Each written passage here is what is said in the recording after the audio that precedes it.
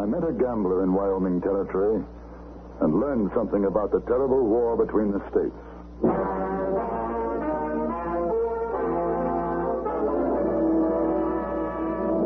Frontier Gentlemen.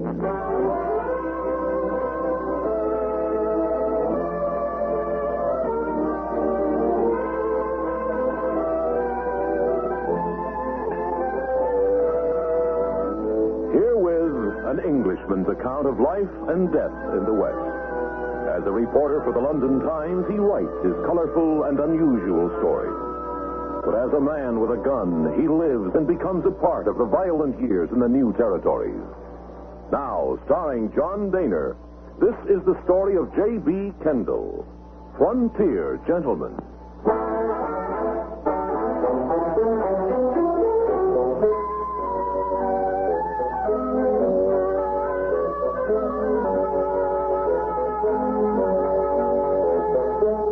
Returned to Cheyenne in Wyoming Territory, I found that a new and thriving establishment had opened during my absence.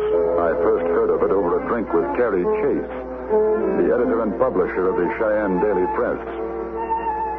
We were standing at the bar in the Gold Room Saloon, and I remarked on the fact that the adjacent gambling rooms seemed unusually quiet. Been like this over a week now. Any particular reason? I guess you haven't heard about Madame Verdi. No. Quite a woman. Sailed in here 10 days ago. Denver, they say. Got the biggest painted freight wagon you ever saw. And some kind of a omnibus for her to travel in. Well, I tell you, no lady's boudoir was ever decked out any better. And is she a medicine woman? Oh, no. Gambling. Set herself up near the depot. A big tent. Roulette, faro, anything you name. Brought in her own dealers, case keepers, spindlemen. Day after she arrived, posters went up all over town. And since then, well, the local boys aren't very happy about it. Taking all their business, huh? Just about. What sort of woman is she? I tried to get an interview. Not much luck. Doesn't like to talk about herself. But I tell you, there's a story there. I'd like to get it. Yes, sir. Quite a woman. Pretty? Pretty and a lady. A real belle. Madame Verdi. Is she foreign? I wouldn't say so. Why don't you go down and take a look this afternoon? I'd like to join you, but I got to get my editorial out. Maybe I'll see you later. Right.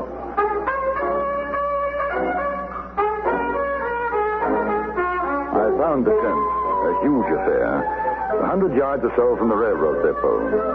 Inside, a crowd of men thronged about several tables, and I recognized a number of wealthy cattlemen whom I had met a few weeks earlier at the Cheyenne Club. Then I saw Madame Verdi. She was rather small, quite lovely, wearing a very simple white and gold gown which set off her long, jet black hair. The effect was striking, as I was sure it was meant to be. She sat behind a small table dealing a game called 21. As I approached, she looked up, caught my eye for a moment, then returned to the game. I stood watching. Cards? You can hit me again, ma'am. Oh, that's just fine. You, sir? I stand.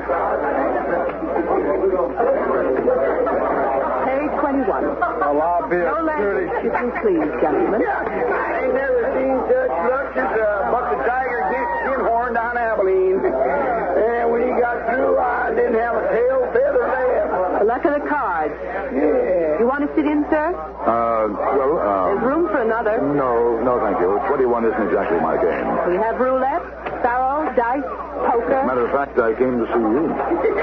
Yeah, well, you ain't alone, mister. You see, there ain't nobody I'd rather lose to. You can throw him out again, madam.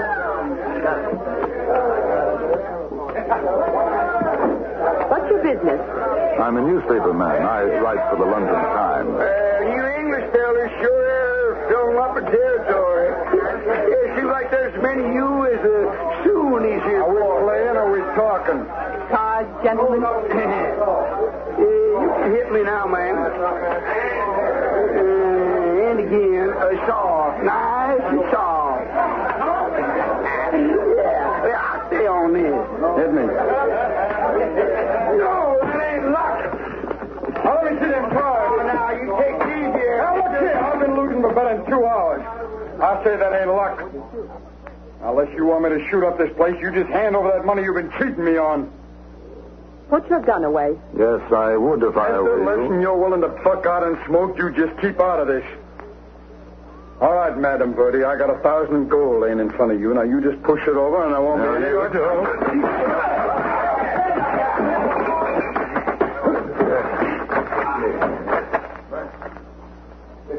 Yeah, now, mister, you know, for an Englishman, you got a real likely face there. Hey, look at that. He's asleep and as gentle as a dead cat. Is everything all right, ma'am? Yes, thank you, Ed. Take him outside and throw a bucket of water over him. Tell Charlie to take over from me. Oh, you leaving, ma'am? For a little while. Well, I'll be waiting for you. Still got a ways to go before I'm clean out. Perhaps you'll let me stand you a drink, sir. No, thank you. It's a little early for me. I'm grateful for what you did just now, but really it wasn't necessary. He never would have left the tent alive. My boys are always on the watch for things like that. I didn't know. What do they call you? Kendall, J.B. Kendall. Will you come over to my place, Mr. Kendall? It's quieter.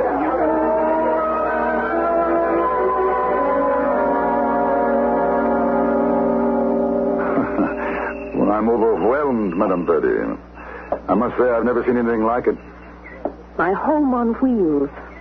I'm a traveling woman, Mr. Kendall, but I see no reason to give up my comfort. Won't you sit down? Thank you. Are you fond of birds, Mr. Kendall? I don't think I've ever thought of it one way or the other. This is my pet, Trinket. He's been with me for 3 years now. I don't usually talk to newspaper men. So I understand. Mr. Chase of the Cheyenne Press told me he didn't have much luck. Some newspaper men have been rather unkind. Well, I think that readers in England would be fascinated by you. What, for example, would fascinate them? The obvious. That a young and very pretty woman is running the most successful gambling establishment in Cheyenne. And she bears the somewhat unusual name, Madame Birdie. It used to be Madame Vestal. That was in Denver. And before that? I was Mrs. Newt Hallett. My husband was an army surgeon. He died in Texas of yellow fever. Oh. After that, I tutored for a while at an Indian agency. Then I found that I possessed an uncommon skill with the cards. There now. You have my entire history. Or at least something to start with. Where were you born? I think that's one thing that I don't care to tell you. Where were you reared? And that's another. Does the sort of thing that happened before in the tent occur very often? No. Do men take advantage of you simply because you're a woman? To the contrary. I usually take advantage of that fact myself. With dire results, I have no doubt. Well, I imagine that you're not particularly popular at this moment with the gambling hall owners here in Cheyenne. I'm only interested in popularity, Mr. Kendall. And it fills my cash box. I stayed on for another 10 minutes odd and learned very little more beyond the fact that the full name she now used was Lurline Monteverdi. Highly theatrical, she knew, but felt it was part of her work. When I once again attempted to probe into her past, she excused herself rather abruptly and returned to the big gambling tent. I walked over to Carrie Chase's office and told him about the interview. It wasn't until later that I learned what was taking place at that same moment in a room behind the Silver Dollar Saloon. Several men were present, and their faces were grim. They were listening to the Silver Dollar's owner, a man named Jonas Root. Now, boys, I call this here meeting because we're all up against the same trouble. That trouble being one calico queen named Madame Verdi. Ain't no call now for us to keep on trying to cut each other's throats to get customers for our places. Because she's got 'em all. That's the way it sits. Now, boys, here's what I figure. What we need now is an association of gambling parlor owners, which association is made up of all of us here in this room. And we got a purpose. Which purpose is to get rid of said calico queen named Madame Verdi. All right, now lay off your tongue, all Jonas. We know that. You said you got it figured out how to do it. Now get on with it. Yeah, that's right. All right, I got it whipped, I think. Now, all of you may be wondering who this here fella is I got sitting by. Yeah, well, who is he? He calls himself Jack Woolcott. Now, he's got something to say to you. Well, you say it this way. I just got robbed up to that Madame Verdi. She took me for $1,021, and when I caught her dealing off the bottom of the deck, she had a boy dump me. Well, they sure made a mess out of your face, mister. Well, I aim to make them pay for it. Now, fellas, we don't want no crooked gambling from no she-gouger in Cheyenne. And there's something else. I've been doing some inquiring these past days since you've been here. Now, I found out... Yes, sir, I found out something's going to get Fancy Nellie run plumb out of here. Jonas, will you haze the talk? Now, what do you know? Madame Verdi's real name was Belle Siddons. Belle Siddons? You mean Belle Siddons? Yeah, you know the name, Soapy. She's that Confederate spy, Belle Siddons? She is the same. Well, I was on guard duty in Grant Street Prison back in St. Louis when they brought her in. Boys, that's that red woman got Grant's troops cut off. Joe, Finch, Big Al, you remember the raid on the Memphis to Mobile Railroad, don't you? All right, now, I say that what we got to do is pay a call tonight on Madame Belle Siddons Verdi. And we'll ask her nice and polite to roll her wheels out of Cheyenne. Yeah, I agree, but supposing she says no? Well, then maybe we ain't so polite. Maybe then we take her out riding under a cottonwood limb.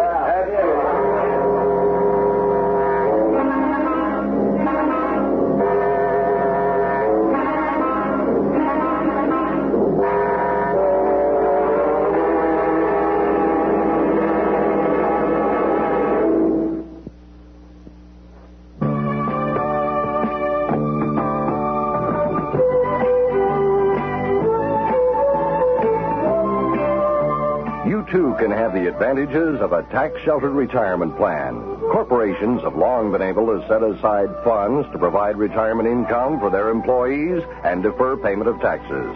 Since 1962, self-employed individuals have been able to save in a tax-sheltered Keogh plan. Now, Congress has developed IRA for individuals not covered by other plans.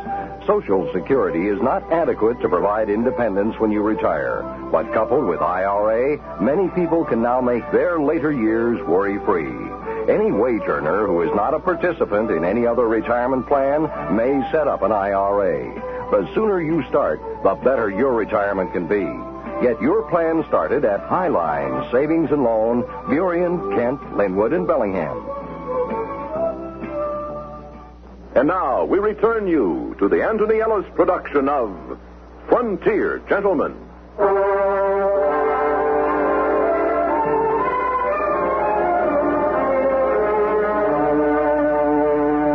Neither Chase nor I had any idea what was brewing among the members of the newly formed Association of Gambling Parlor Owners. I sent a message to Madame Verdi asking her to dine with me at the Rollins house that night. You know, I didn't think you would. Join you for dinner? Why not? I don't know. Perhaps you strike me as the type of woman who never allows pleasure to interfere with business, and that there's only room for business in your life. As a rule, yes. Well, I'm flattered that you make an exception tonight. I'm curious about you, Mr. Kendall. Oh? You're not the type of man I would expect to find as a newspaper correspondent. Is there a type? I think you know what I mean. I'm not sure that I do. The way you managed that man this afternoon, something tells me that you could have done quite as well with a gun. Oh. Well, I've learned a little since coming to the West. And what did you do before coming here? A little of everything. You don't like to talk about yourself? There's not much to tell. Really. I was in the army in India. Spent 5 years there. Went home to England. And I didn't find it home anymore, so I got a job through a friend of mine who works on the London Times. I send back articles on life in the American West. They buy them from me. I've met Englishmen who sound a great deal more English than you do. It's quite possible. I haven't cultivated the accent for some time now. You sound bitter. What happened in England? I didn't say anything happened. You didn't have to. Must be a card sense that gives you an insight into a man's thoughts. I'm seldom wrong. That's why I sit on the other side of the table. You see? It's so easy to ask questions. Not always as simple to answer them, is it? No. Will you have more champagne? Please. If I were asked to gamble on it, I'd say there was a woman in England. You'd be half right. You look so stern, Mr. Kendall. Don't worry. There'll be another. There always is. Did you find another man after your husband died? No. But I imagine I will. You find me terribly callous? Not at all. Refreshingly honest. I'm afraid I shall have to be going back to the tent now. I'll take you. I've enjoyed myself very much, Mr. Kendall. So have I. Have you any money?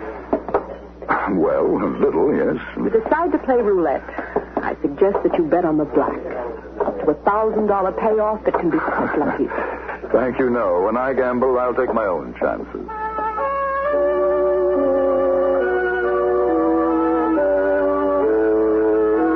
It was a fine evening, and instead of taking the carriage she had hired, we walked toward her place.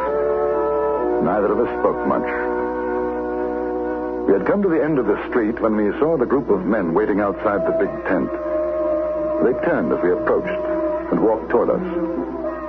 I felt a sinking sensation in my stomach as I recognized one of them, the man I had hit that afternoon. All of them were armed. Good evening, Madam Verdi. Good evening, gentlemen. Waiting to try your luck with me? Well, I'll tell you, ma'am, we're waiting to talk to you in private. That fellow, he's one of them that pistol whipped me. He's a shill. Let's go inside the tent, gentlemen. I'll buy you a drink. No. We'll do our talking out here. Jason, will you get on with it? Ma'am, we represent the Cheyenne Association of Gambling Parlor Owners. You ain't a member.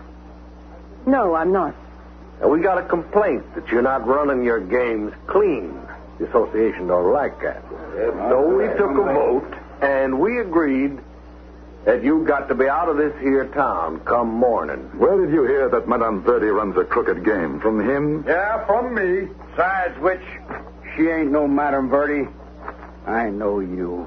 Maybe you don't remember me, but I seen you, Belle Siddons, when they brought you to the St. Louis prison in chains.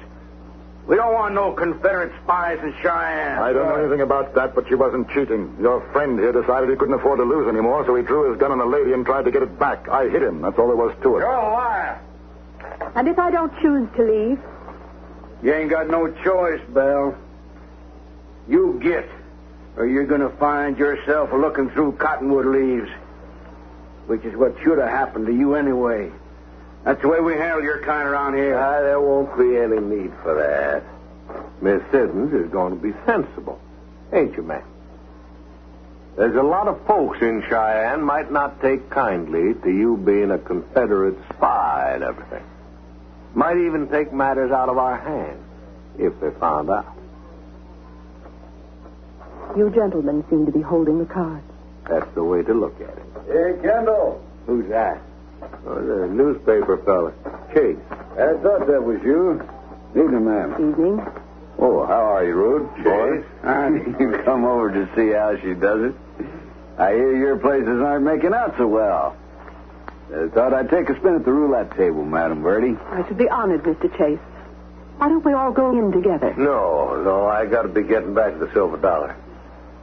You won't forget our our little deal. Will you, ma'am? No, I won't.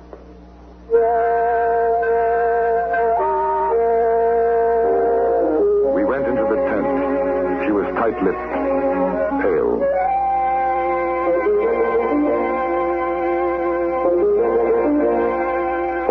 Later, at exactly 2 o'clock, she called a halt to the play and the tent was cleared.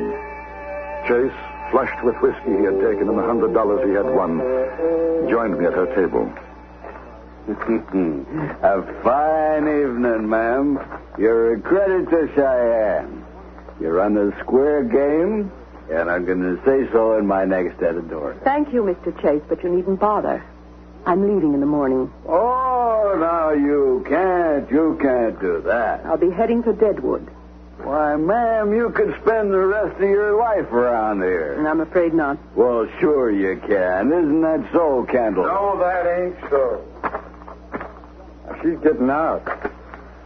But before she does, she's giving me back that 1,000. Ain't you, Madam Verdi? I very much doubt it. Go away now, before you get into more trouble. Now, you keep out of this, mister. I'm talking to the lady. Now, how about it, Madam Verdi? You lost fairly. And I say I was cheated. You know, folks in Cheyenne could do a lot of damage to this place. Maybe to you if they found out about certain things. Get out. I will. When I get my money. What's it all about? What? Oh, he doesn't know, huh? Well, Mr. Chase, you can print it in your paper. Print what? Well, do I get it? Yes. No. No, it doesn't matter. Let him talk. The war's over. People won't mind. People do mind, Mr. Kendall. I'm afraid they're going to go on minding for a long time. I wish somebody would tell me what people will talk about. That's good. You're a scummy little rat. Maybe. But I was a rat that fought for the Union. I wasn't a stinking... Shut up.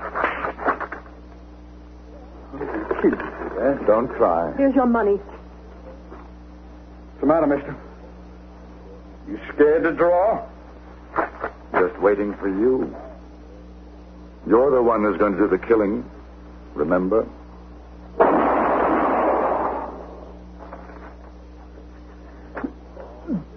Belle Siddons. Dirty, stinking Confederate spy.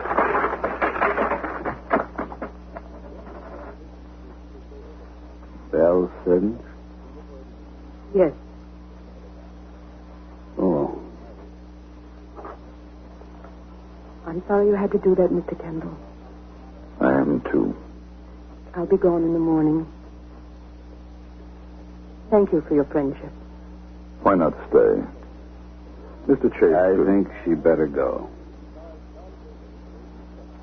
Thanks to Miss Siddons, I lost my brother in the Memphis-Mobile raid.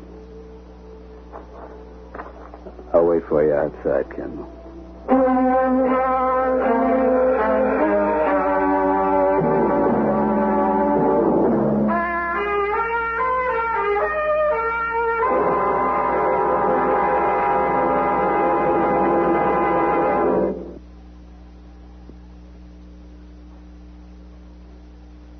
Frontier Gentleman was written, produced, and directed by Anthony Ellis and stars John Daner as J.B. Kendall. Featured in the cast were Jeannie Bates, Lawrence Dobkin, Stacey Harris, Harry Bartell, and Jack Crucian.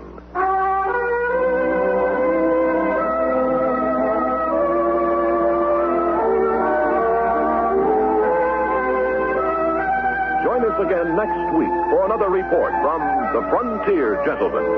Bud Sewell speaking.